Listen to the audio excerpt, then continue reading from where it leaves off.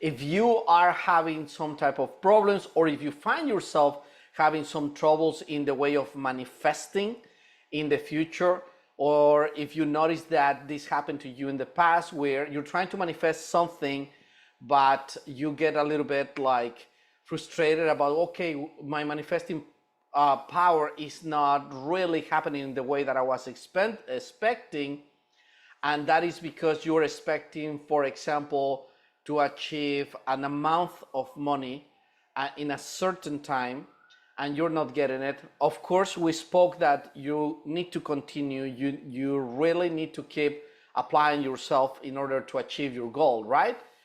Because at the end, it's all a mindset. See, manifesting, the biggest thing about manifesting, at least before you can manifest just like with your mind, because I think that is possible in a more accurate way, you need to have a very strong mindset. You need to develop yourself in a way that you are bulletproof, that nothing in this world can, or nothing or nobody can make you to not to achieve, because your mindset is everything. Your mindset is everything.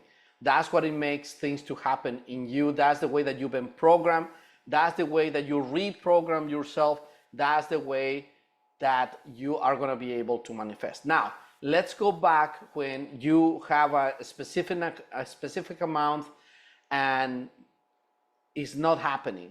Now, I call that again, your reality is not exactly the actual reality of how things are. What I mean with this is, do you guys remember in some of the classes I always spoke about when two people have some type of argument, and at that precise moment, the energetics of the moment is going to be divided in three. In the center, we're going to have the actual reality of what really actually happened between these two people. And then there is going to be another virtual reality or reality for that person. That's the truth of that specific person. And this other person is going to have another perspective, a different perspective, of the facts of what happened. And that's going to divide, and that's why you get into an argument. So we have the truth or reality of this person versus the truth of reality of this person versus the actual reality of what things happen. A lot of times, and most of the times, if not all the times, this happens because of intentions. Everything gets confused with intentions. For example, if somebody gets into an accident, right? And you hit, let's pretend that you hit another car, and it was not your intention, but the other person got hit by you, and you said, well, it's not my fault because it wasn't my intention to hit you.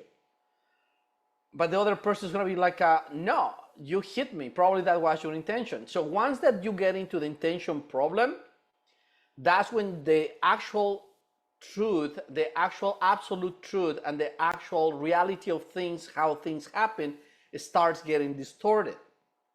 It starts being modified. It's going to be modified by one person saying one way and the other person saying it in the other way.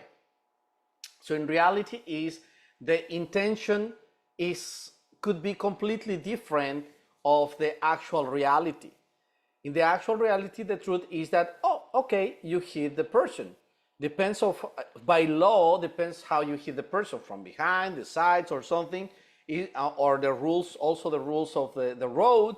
It will determine whose fault, and that's the actual reality, and has nothing completely to do with your reality or the reality of the other person.